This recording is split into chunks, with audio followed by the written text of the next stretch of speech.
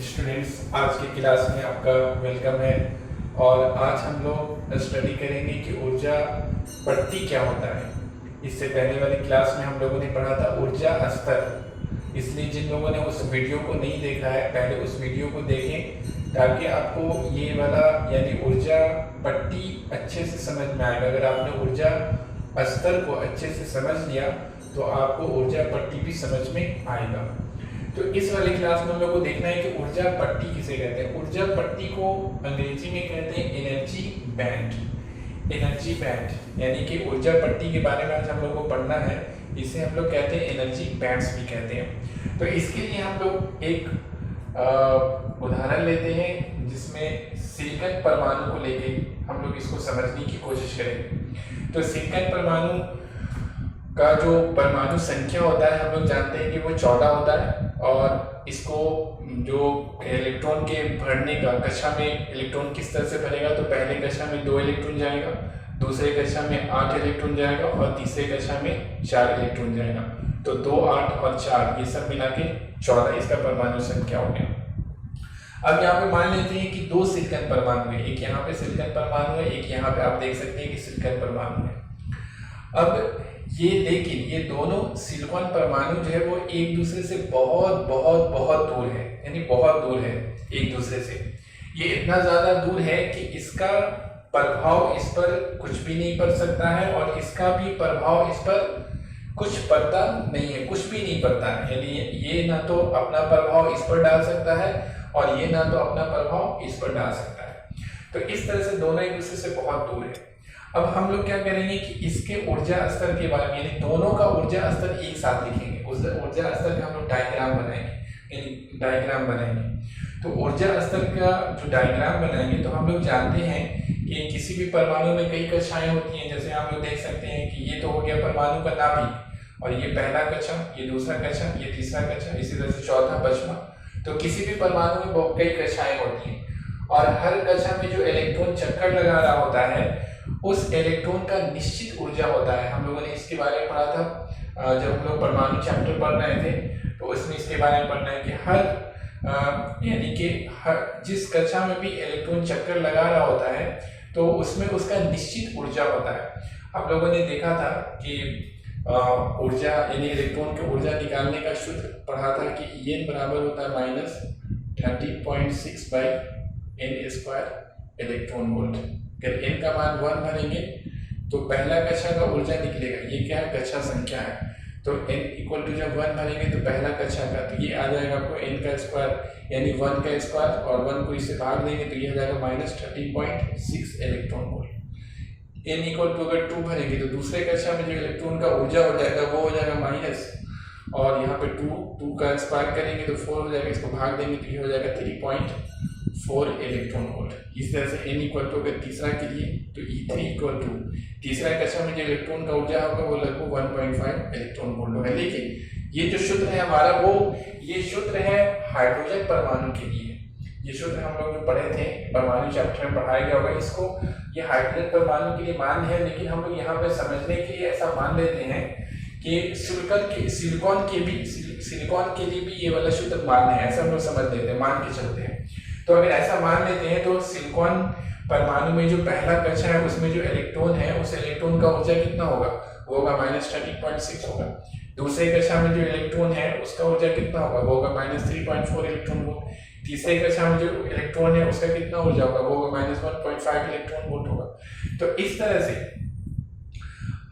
कक्षा में जो इलेक्ट्रॉन चक्कर लगा रहा है उसका ऊर्जा हम लोग क्या कर सकते हैं, देख सकते हैं कि जब सिलिकॉन परमाणु एक दूसरे से बहुत दूर होता है, यानी कि एक सिलिकॉन परमाणु पे किसी दूसरे सिलिकॉन परमाणु का कोई प्रभाव नहीं होता है, तो उसमें किसी निश्चित कक्षा में जो इलेक्ट्रॉन चक्कर लगा रहा होता है उसका उस इलेक्ट्रॉन का ऊर्जा समान होता है। यानी पहले कक्षा में एक इलेक्ट्रॉन, दो इलेक्ट्रॉन है, इन दोनों का ऊर्जा समान होगा और वो कितना के बराबर होगा, वो होगा -30.6 इलेक्ट्रॉन वोल्ट मान के चल गए।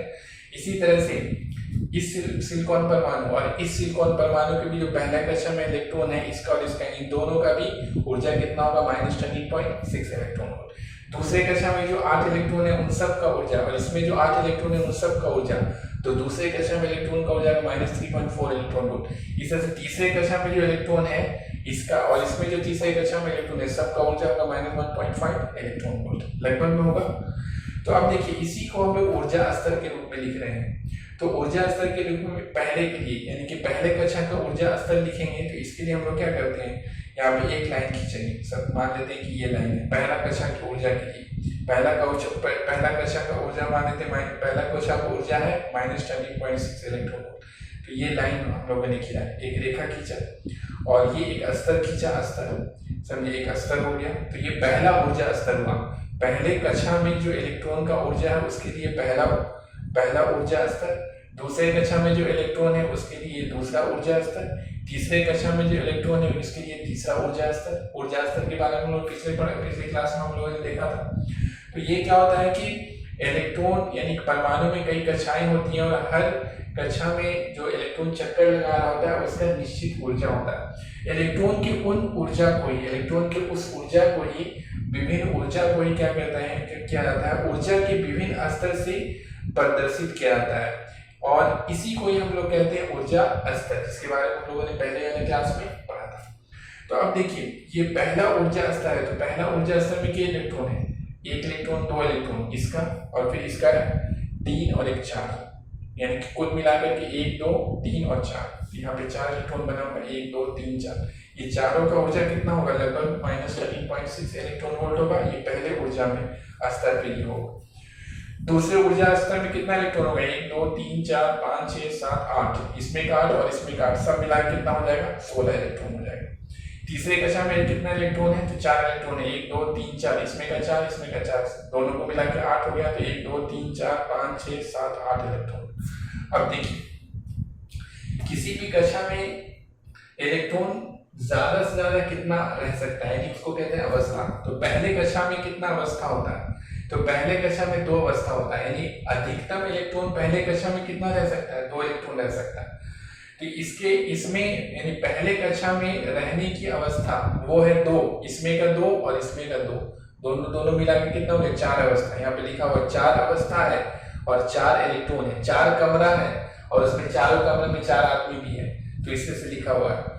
अब दूसरे कक्षा में अधिकतम कितना इलेक्ट्रॉन रह सकता है, उसको हम लोग कैसे समझते हैं, इस तरह से जो रूल होता है भरने का 2 8 8 18, ये केमिस्ट्री में आपको पढ़ाया गया होगा। मेरा केमिस्ट्री उतना अच्छा तो नहीं है लेकिन फिर भी इतना पता है। तो इस तरह से इलेक्ट्रॉन क्या होता है, कक्षा में भरता है, पहले में 2, दूसरे में 8, तीसरे में भी 8, चौथे में क्या 18। तो देखिए अधिकतम इलेक्ट्रॉन दूसरे कक्षा में कितना रह सकता है, तो 8 रह सकता है। तो इसमें 8 अवस्था हुआ और इसमें भी 8, तो 8 8 मिला के कितना हो गया, 16 अवस्था। और इलेक्ट्रॉन भी कितना है, 16 इलेक्ट्रॉन है, इसमें 8 इलेक्ट्रॉन है, इसमें 8, यानी इसमें और इसमें मिला के 16 कमरा है और 16 कमरे में 16 इलेक्ट्रॉन मौजूद है, इसीलिए लिखा हुआ है 16 अवस्था 16 इलेक्ट्रॉन। अब चौथा में तीसरा में हम लोग जाते हैं। तो तीसरा में अधिकतम कितना रह सकता है, 8 रह सकता है। तो इसमें 8 रहने का अवस्था है और सॉरी हाँ इसमें 8 सही है, इसमें 8 और इसमें 8, दोनों मिला के कितना हो गया 16, यानी इसमें भी 8 कमरा और इसमें भी 8 कमरा, तो दोनों मिला के कितना 16 अवस्था, 16 कमरा हो गया। और इलेक्ट्रॉन कितना है, तो इसमें 1 2 3 4, इसमें 4 और इसमें 4, तो इलेक्ट्रॉन कितना उपस्थित है, तो 8 ही इलेक्ट्रॉन है, यानी 8 अवस्था खाली है इसमें। तो जो खाली अवस्था है उसको यहाँ पे देखिए बॉक्स की तरह दिखा है, 1 2 3 4 5 6 7 8, तो कुल मिलाकर के 16 अवस्था है, यानी कुल मिला के 16 कमरा है और उसमें 8 कमरा में इलेक्ट्रॉन भरा हुआ है, 8 कमरा क्या है, खाली है।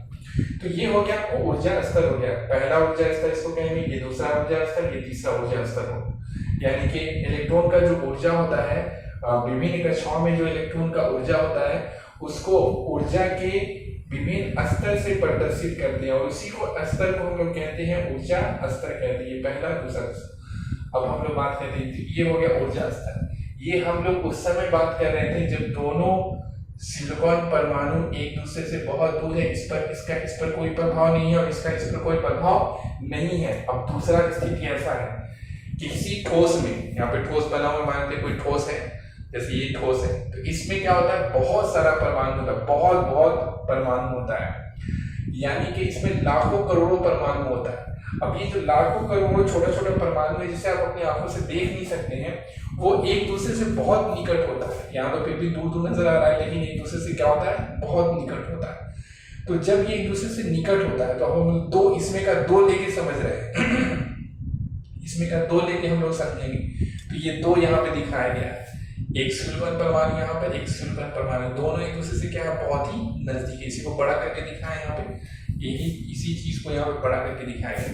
तो अब देखिए दो सिलिकॉन परमाणु एक दूसरे से बहुत निकट है। जब दोनों एक दूसरे के निकट आएगा तो होता क्या है कि ये क्या करेगा, इस पर प्रभाव अपना डालेगा, और ये क्या करेगा, इस पर प्रभाव डालेगा। प्रभाव डालने का मतलब एक परमाणु दूसरे पर और दूसरा परमाणु इस पर, यानी ये क्या करेगा, एक दूसरे पर प्रभाव डालेगा। प्रभाव डालने की मतलब ये है कि इसमें जो इलेक्ट्रॉन है, समझिए, इसमें आवेश होता है और नाभिक में प्रोटॉन होता है, उसमें भी आवेश होता है।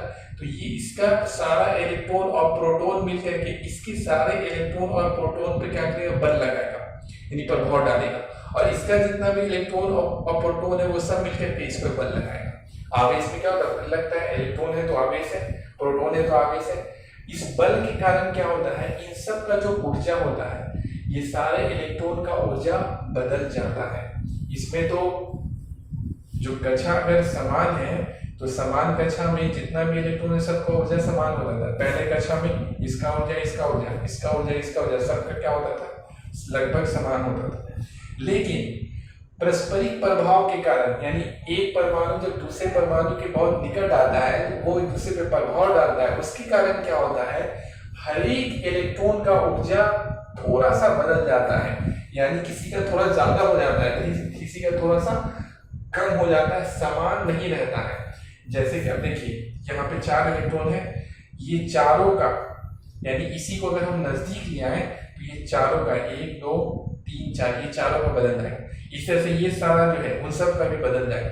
सबका एक समान नहीं होगा, सबका बदल जाता है। अब इन दोनों, इन चारों का, ये चारों कहाँ पे था, यहाँ पे था, लगभग दोनों समान था जब दोनों सिलिकॉन परमाणु एक दूसरे से दूर था। अब जैसे ही नजदीक आएगा तो ये सब का ऊर्जा ये सारे इलेक्ट्रॉन का ऊर्जा बदल जाएगा। इसी तरह इन सब का भी बदल जाएगा, इन सब का भी बदल जाएगा। लेकिन बदलने का मतलब बहुत नहीं बदलता है, थोड़ा सा बदलता है। यानी इसका मान लेते हैं -13.6 है तो इसका हो जाएगा -13.7, इसका हो जाएगा -13.8, इसका हो गया -13.9। इससे भी कम बदलता है, ये तो समझाने के लिए हम आपको बता रहे हैं। तो मान लीजिए इसका सबसे कम ऊर्जा है तो इसके ऊर्जा के लिए एक ऊर्जा का लाइन खींचेंगे, एक रेखा खींचेंगे। तो इसी के लिए, इसके लिए खींच रहे हैं, तो इसके लिए देखिए यहाँ पर एक खींचा गया है, ये एक लाइन खींचेंगे यहाँ पे, और इसके लिए यहाँ पे इलेक्ट्रॉन को दिखाया गया है। ये हो गया इस वाले इलेक्ट्रॉन का ऊर्जा स्तर। उसके बाद इसका मान लेते हैं इससे ज्यादा है तो इसके लिए एक लाइन खींचा गया, ऊर्जा का लाइन। तो ये ऊर्जा का लाइन दूसरा वाला खींचेंगे और ये यहाँ पर हो गया, तो ये हो गया दूसरे वाले का। इसी तरह से तीसरे वाले का, उसका थोड़ा सा और ज्यादा है, तो ये तीसरा वाला, तो ये तीसरा इलेक्ट्रॉन। इस तरह से चौथे वाले का, तो ये लाइन। तो यहाँ पर देखिए, यहाँ पर एक रेखा था, यानी एक रेखा था ऊर्जा का, और यहाँ पर 4 रेखा हो गया ऊर्जा का, यानी 4 स्तर बन गया। और ये चारों स्तर मिला करके एक पट्टी का रूप ले लेता है, जिसको हम लोग कहते हैं ऊर्जा पट्टी, इसे कहा जाता है ऊर्जा पट्टी। इसी तरीके से ये तो हो गया पहला कक्षा के लिए, n = 1 के लिए, n = 2 के लिए। इन सब का ऊर्जा थोड़ा सा बदल जाएगा, किसी का होगा -3.4, किसी का -3.5, किसी का -3.6, सबका मान लीजिए इसका सबसे कम है तो उसके लिए यहाँ पे ऊर्जा का एक लाइन खींचेंगे और यहाँ पे एक इलेक्ट्रॉन दिखाएंगे। दूसरे के लिए थोड़ा सा उसका ज्यादा है तो इसके लिए यहाँ पे लाइन खींचेंगे, तीसरे के लिए यहाँ पे लाइन, चौथे के लिए, पांचवा के लिए, छठा, सातवां, आठवां, नौवां, 10वां, 11, 12, 13, 14, 15, 16 इलेक्ट्रॉन का ऊर्जा क्या हो जाएगा, थोड़ा सा बदल जाएगा।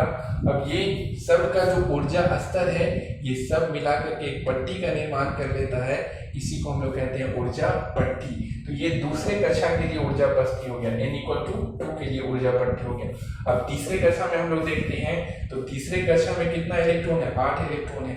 तो ये 8 इलेक्ट्रॉन का मान लेते हैं कि इसका सबसे कम ऊर्जा है, तो इसके लिए यहाँ पे एक लाइन खींचेंगे, ये एक लाइन खींचाया, एक इलेक्ट्रॉन, फिर दूसरे के लिए लाइन खींचाया, दूसरा इलेक्ट्रॉन, तीसरे के लिए लाइन खींचाया, तीसरा इलेक्ट्रॉन यहाँ पे दिखा दिया, चौथा के लिए यहाँ पे, फिर 5वां, 6ठा, 7वां, 8वां, 8 के लिए यहाँ पे हम लोग दिखा 8 इलेक्ट्रॉन है तो 8 के लिए यहाँ पे ये आठों का ऊर्जा थोड़ा सा बदल जाएगा, किसी का थोड़ा ज्यादा हो जाएगा, किसी का थोड़ा सा कम हो जाएगा। उसके लिए यहाँ पर क्या बन गया, ये सारे यानी आठों इलेक्ट्रॉन का ऊर्जा स्तर मिला करके यहाँ पर एक पट्टी का निर्माण हो गया।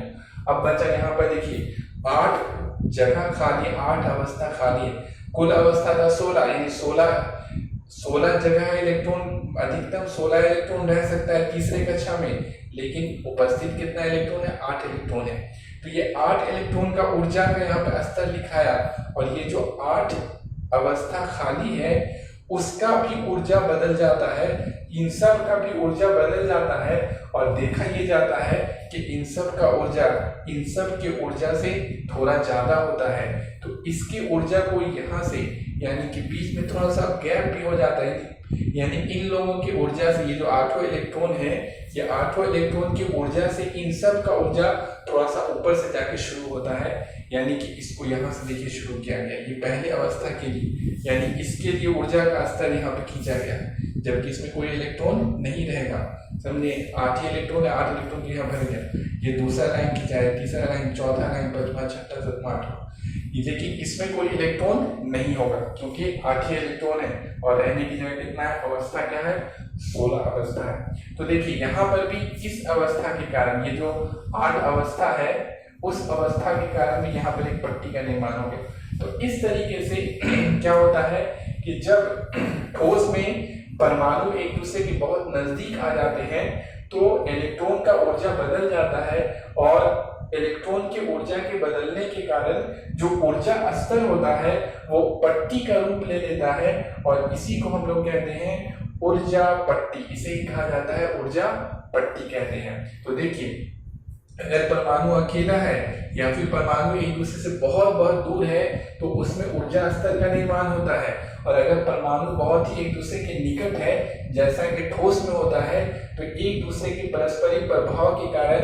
यानी एक दूसरे पे प्रभाव डालता है, और उस प्रभाव के कारण ऊर्जा स्तर पट्टी का रूप ले लेता है, यानी कई ऊर्जा स्तर मिला करके एक पट्टी का रूप ले लेता है, और इसी को हम लोग कहते हैं ऊर्जा पट्टी कहा जाता है। तो इस तरह से ठोस में ऊर्जा पट्टी का निर्माण होता है, और हम लोग के पास जो चीजें होती हैं हमारी चारों तरफ वो ठोस की अवस्था में होती हैं, जैसे ये पेन है, इस तरह से ब्लैक बोर्ड है, इस तरह से दीवार, ये सब क्या है, ठोस की अवस्था में। इस तरह से ऊर्जा पट्टी हो जाता है। अब हम लोग देखेंगे ये कि हमारे लिए कौन कौन सा ऊर्जा पट्टी महत्वपूर्ण है। अब यहाँ पे भी एक ऊर्जा पट्टी बन रहा है, यहाँ पे भी ऊर्जा पट्टी बन रहा है, यहाँ पर भी ऊर्जा पट्टी बन रहा है, लेकिन हमारे लिए महत्वपूर्ण ऊर्जा पट्टी कौन कौन सा है, तो 2 ऊर्जा पट्टी हम लोग के लिए महत्वपूर्ण होता है, जिसमें पहला का नाम है संयोजकता पट्टी और दूसरा का नाम है चालन पट्टी। 2 ऊर्जा पट्टी हम लोग के लिए महत्वपूर्ण है जिसके बारे में हम लोग को समझना है, जिसमें पहला का नाम है संयोजकता पट्टी और दूसरा का नाम है चालन पट्टी। तो हम लोग एक करके देखेंगे कि ऊर्जा पट्टी किसे कहते हैं और चालन पट्टी किसे कहते हैं, सॉरी संयोजकता पट्टी किसे कहते हैं और चालन पट्टी किसे कहा जाता है। तो देखिए यहाँ पे क्या होता है कि किसी भी परमाणु के बाहरी कक्षा में जो इलेक्ट्रॉन होता है उसे कहा जाता है संयोजी इलेक्ट्रॉन। किसी भी परमाणु के बाहरी कक्षा में जो इलेक्ट्रॉन होता है उस इलेक्ट्रॉन को क्या कहते हैं, संयोजी इलेक्ट्रॉन कहते हैं। बाहरी कक्षा में ये सब इलेक्ट्रॉन है, इस तरह से ये सब इलेक्ट्रॉन है, ये परमाणु के क्या है, बाहरी कक्षा में है। बाहरी कक्षा के इलेक्ट्रॉन को कहा जाता है संयोजी इलेक्ट्रॉन। इसका 4 इलेक्ट्रॉन और इसका 4 इलेक्ट्रॉन, टोटल कितना हो गया 8 इलेक्ट्रॉन। यहाँ पर इन सब ये यानी कि ये इसका बाहरी कक्षा का 4 इलेक्ट्रॉन और इसके बाहरी कक्षा का 4 इलेक्ट्रॉन, ये 8 इलेक्ट्रॉन के कारण यहाँ पर एक पट्टी बना हुआ है। ये जो पट्टी बना हुआ है वो संयोजी इलेक्ट्रॉन के कारण बना हुआ है। ये संयोजी इलेक्ट्रॉन है, तीसरे कक्षा का इलेक्ट्रॉन है। पहला कक्षा, दूसरा कक्षा, ये तीसरा कक्षा, n = 3 लिखा हुआ है। तो तीसरे कक्षा का ये इलेक्ट्रॉन है और ये संयोजी इलेक्ट्रॉन है, यानी किसी भी परमाणु के बाहरी कक्षा में जो इलेक्ट्रॉन होता है उसे संयोजी इलेक्ट्रॉन कहते हैं। और संयोजी इलेक्ट्रॉन की ऊर्जा के कारण जो पट्टी का निर्माण होता है उस पट्टी को कहा जाता है संयोजकता पट्टी। तो इस वाले पट्टी को कहेंगे हम लोग संयोजकता पट्टी। संयोजी इलेक्ट्रॉन की ऊर्जा स्तर के कारण बने पट्टी को, संयोजी इलेक्ट्रॉन के कारण ये वो जो ऊर्जा स्तर है और इन सब के ऊर्जा स्तर को मिला के जो पट्टी बन गया है उसे कहा जाएगा संयोजकता पट्टी। तो इसका नाम है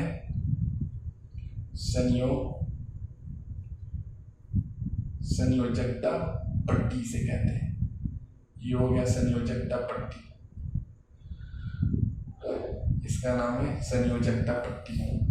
अब देखिए संयोजकता पट्टी के ठीक ऊपर वाले पट्टी को कहा जाता है चालन पट्टी। संयोजकता पट्टी के ऊपर भी आपको एक पट्टी दिखाई दे रहा है, उस पट्टी को कहा जाता है चालन पट्टी। संयोजकता पट्टी के ऊपर वाले पट्टी को क्या कहते हैं? चालन पट्टी कहते हैं। यानी कि ये जो पट्टी है ये चालन पट्टी है। अब इसे चालन पट्टी क्यों कहते हैं? तो देखिए यहाँ पर जो इलेक्ट्रॉन होता है, ये सारा इलेक्ट्रॉन ये नाभिक से बंधा हुआ होता है, यानी नाभिक से फिर भी बंधा होता है। ये सब इलेक्ट्रॉन क्या है? नाभिक इसका इसको बांधे रखता है, यानी ये यहाँ से बाहर जा नहीं सकता। लेकिन इलेक्ट्रॉन को जब बाहर से ऊर्जा मिलती है, यानी ये सब इलेक्ट्रॉन को जब बाहर से ऊर्जा मिलती है तो ये बंधन तोड़ देता है, और बंधन तोड़ करके ये इलेक्ट्रॉन कहाँ चला जाता है? यहाँ पहुंच जाता है। समझे? ये सब इलेक्ट्रॉन या तो यहाँ पहुंचेगा या तो यहाँ यहाँ यहाँ, इनमें से यानी ये सब इलेक्ट्रॉन ऊर्जा प्राप्त कर करके नाभिक से जो बंधन होता है उसे तोड़ देता है और यहाँ से यहाँ पहुंच जाता है, यानी अपने ऊपर वाले पट्टी में पहुंच जाता है। यहाँ पहुंचने के बाद वो मुक्त हो जाता है, फ्री हो जाता है, कहीं भी जा सकता है, अंदर में कहीं भी घूम सकता है उसके बाद। तो ऐसे इलेक्ट्रॉन को कहा जाता है चालन इलेक्ट्रॉन, यानी कहीं भी चल के जा सकता है। अभी तो बना हुआ है, यहीं पर घूम सकता है, इधर उधर जा नहीं सकता है। जैसे हम लोग घर में रहते हैं तो घर में बंधे हुए ऊपर नीचे जा सकते हैं, बाहर नहीं जा सकते हैं। लेकिन जैसे ही ये ऊर्जा मिलता है तो ये यहाँ से यहाँ चला जाता है, यानी अपने ठीक ऊपर वाले पट्टी में चला जाता है और मुक्त हो जाता है। और ऐसे मुक्त इलेक्ट्रॉन को कहा जाता है चालन इलेक्ट्रॉन। और चालन इलेक्ट्रॉन की ऊर्जा पट्टी के कारण, यानी चालन इलेक्ट्रॉन का ये ऊर्जा स्तर है, यानी और इस ऊर्जा स्तर से बने हुए पट्टी को कहा जाएगा चालन पट्टी। चालन इलेक्ट्रॉन का ये ऊर्जा स्तर है और चालन इलेक्ट्रॉन की इस ऊर्जा स्तर के कारण जो पट्टी बनता है उसे कहा जाता है चालन पट्टी। या फिर याद रखेंगे कि संयोजकता पट्टी के ऊपर वाले पट्टी को, ठीक ऊपर वाले पट्टी को कहा जाता है चालन पट्टी। अब इसके बाद देखिए यहाँ पर क्या है? ऊर्जा का अंतराल है, गैप। यहाँ पर कोई ऊर्जा स्तर नहीं है, इलेक्ट्रॉन या तो यहाँ रहेगा या तो यहाँ रहेगा, बीच में इलेक्ट्रॉन नहीं रह सकता है। यहाँ पर क्या है? गैप है, ऊर्जा का अंतराल है। इस ऊर्जा को अंतराल को कहा जाता है वर्जित ऊर्जा अंतराल। इसका नाम है वर्जित ऊर्जा अंतराल कहते हैं, यानी वर्जित क्षेत्र है। कहीं आप जाइएगा तो लिखा रहता है वर्जित क्षेत्र, यानी यहाँ हर आदमी को आने की इजाजत नहीं है, समझिए, जिसके पास है वही लोग जा सकते हैं। तो इसी तरह से यहाँ पर ऊर्जा का क्या अंतराल है, गैप है। या तो इलेक्ट्रॉन यहाँ रहेगा और उसको ऊर्जा अगर मिल गया तो ये यहाँ से उछल के यहाँ चला जाएगा, बीच में ये रह नहीं सकता है। इलेक्ट्रॉन को अनुभव हो जाता है कि हमारे पास इतना ऊर्जा आ गया है कि हम यहाँ से यहाँ जा सकते हैं, तो ये यहाँ से यहाँ चला जा सकते हैं। जैसे आप जा रहे हैं रास्ते में बड़ा सा नाला है, तो आप नाला को देख करके पहले ये डिसाइड करते हैं कि हम इसको फांद सकते हैं कि नहीं, इतना ऊर्जा है कि नहीं हमारे पास कि हम इसको फांद सकते हैं कि नहीं फांद सकते हैं। अगर नहीं फांद सकते तो आप इधर ही रहिएगा, अगर आपको लगता है कि नहीं हम फांद सकते हैं तो आप उछल के क्या होगा, यहाँ से उधर चलेगा, बीच में तो नाला में तो नहीं कूद जाइएगा। अब ज़्यादा अगर दिक्कत हो तो कूद जाइएगा नीचे। तो देखिए अब नहीं समझदारी होगा तो क्या होगा, कूदिएगा।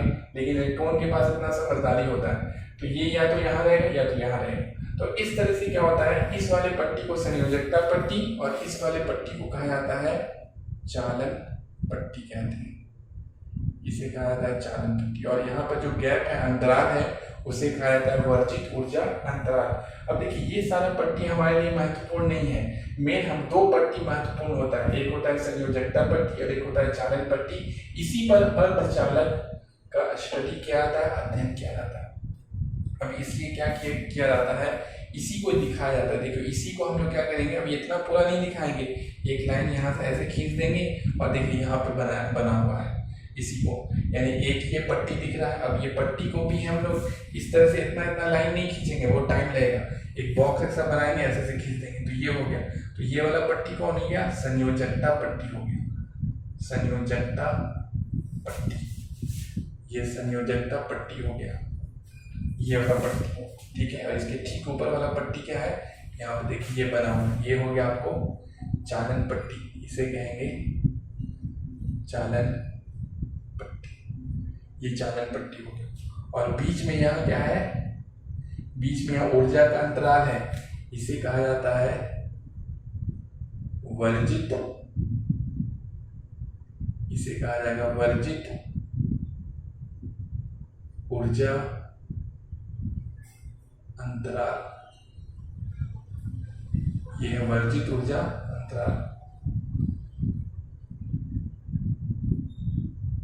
वर्जित ऊर्जा अंतराल इसको कहा जाता है, ये वाला पट्टी। और देखिए इसकी जो नीचे ये सब पट्टी ये सब हट जाता है, इसको हम लोग का हमारे काम का ये सब नहीं है, मेन ये है। तो यहाँ से दिखाया गया, यहाँ से आपको ऊपर में यहाँ पे चित्र दिखाया गया, यही हम लोग को एग्जाम में भी बनाना होता है। अगर आपको पूछेगा कि संयोजकता पट्टी क्या होता है, चालन पट्टी क्या होता है, तो परिभाषित करेंगे और ये वाला चित्र बना देंगे, बस हमारा काम हो जाएगा। इतना चित्र नहीं बनाना है हमको।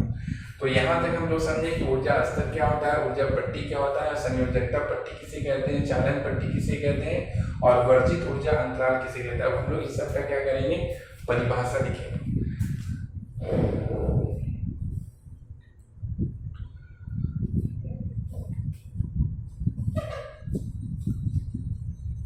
तो लिखिए, प्रश्न लिखिए, ऊर्जा पट्टी किसे कहते हैं। प्रश्न लिखिए, ऊर्जा पट्टी, ऊर्जा पट्टी किसे कहते हैं।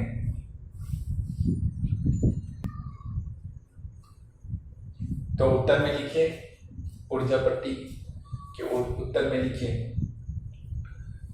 लिखिए किसी ठोस में अत्यधिक परमाणु होता है, किसी ठोस में अत्यधिक परमाणु होता है, किसी ठोस में अत्यधिक परमाणु होता है। पूर्ण विराम, एक परमाणु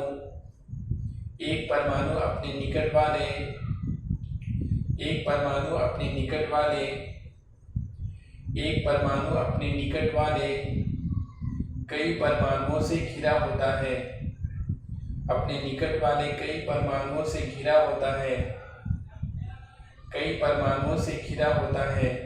कुल विराम, निकट वाले परमाणुओं के पारस्परिक प्रभाव के कारण, निकट वाले परमाणुओं के पारस्परिक प्रभाव के कारण, निकट वाले परमाणुओं के पारस्परिक प्रभाव के कारण परमाणु में उपस्थित इलेक्ट्रॉन का ऊर्जा, परमाणु में उपस्थित इलेक्ट्रॉन का ऊर्जा, परमाणु में उपस्थित इलेक्ट्रॉन का ऊर्जा परिवर्तित हो जाता है, परिवर्तित हो जाता है, परिवर्तित हो जाता है, जिसके कारण, जिसके कारण, जिसके कारण इलेक्ट्रॉन का ऊर्जा स्तर, जिसके कारण इलेक्ट्रॉन का ऊर्जा स्तर, जिसके कारण इलेक्ट्रॉन का ऊर्जा स्तर, ऊर्जा स्तर पट्टी का रूप ले लेता है,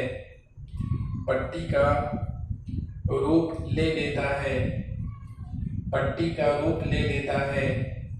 इन पट्टियों को, इन पट्टियों को ऊर्जा पट्टी कहते हैं, इन पट्टियों को ऊर्जा पट्टी कहते हैं। पैराग्राफ करके लिखिए, महत्वपूर्ण ऊर्जा पट्टी, महत्वपूर्ण ऊर्जा पट्टी, महत्वपूर्ण ऊर्जा पट्टी निम्नलिखित प्रकार का होता है, निम्नलिखित प्रकार का होता है, निम्नलिखित प्रकार का होता है। पहला लिखिए संयोजकता पट्टी, ऐसे लिखा है, यहाँ पे लिखा हुआ है संयोजकता पट्टी। पहला लिखिए संयोजकता पट्टी और इसको लिख करके डैश दीजिए, संयोजकता पट्टी लिख करके डैश दीजिए और इसमें लिखिए संयोजकता पट्टी को हम लोग कहते हैं वैलेंस बैंड कहते हैं। तो इसमें डैश देके लिखिए, किसी परमाणु के बाहरी कक्षा में, किसी परमाणु के बाहरी कक्षा में उपस्थित, किसी परमाणु के बाहरी कक्षा में उपस्थित इलेक्ट्रॉन को, इलेक्ट्रॉन को संयोजी इलेक्ट्रॉन कहते हैं, इलेक्ट्रॉन को संयोजी इलेक्ट्रॉन कहते हैं, इलेक्ट्रॉन को संयोजी इलेक्ट्रॉन कहते हैं।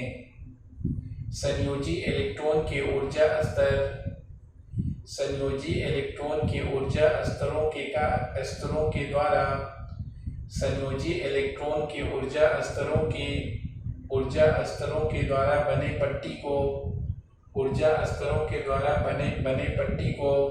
संयोजकता पट्टी कहते हैं। बने पट्टी को संयोजकता पट्टी कहते हैं। उसके बाद दूसरा लिखिए चालन पट्टी। यहाँ पे लिखा हुआ है चालन पट्टी, लिख करके डैश दीजिए। चालन पट्टी लिख करके डैश दीजिए।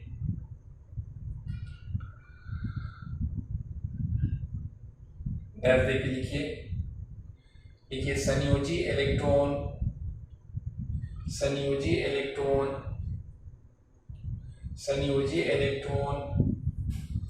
ऊर्जा प्राप्त कर नाभिक से बंधन तोड़ देता है।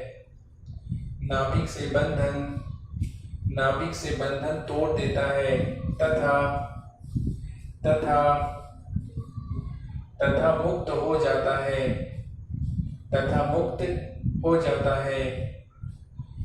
इन मुक्त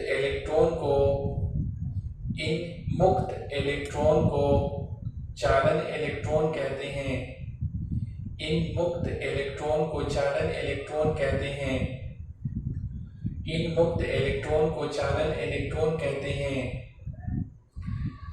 आगे लिखिए चालन इलेक्ट्रॉन के ऊर्जा स्तरों के द्वारा बने पट्टी को चालन इलेक्ट्रॉन के ऊर्जा स्तरों के द्वारा बने पट्टी को चालन पट्टी कहते हैं। उसके बाद अगला लिखिए वर्जित ऊर्जा अंतराल। ये कोई पट्टी नहीं है, लेकिन इस पट्टी के साथ ही इसे भी परिभाषित किया जाता है। तो लिखिए वर्जित ऊर्जा अंतराल और डैश दीजिए। इसमें डैश देके लिखिए संयोजकता पट्टी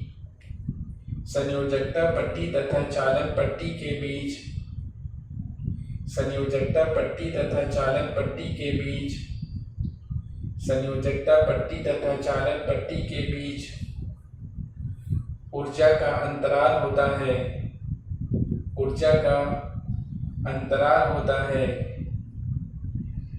का अंतराल होता है। आगे लिखिए ऊर्जा के इस अंतराल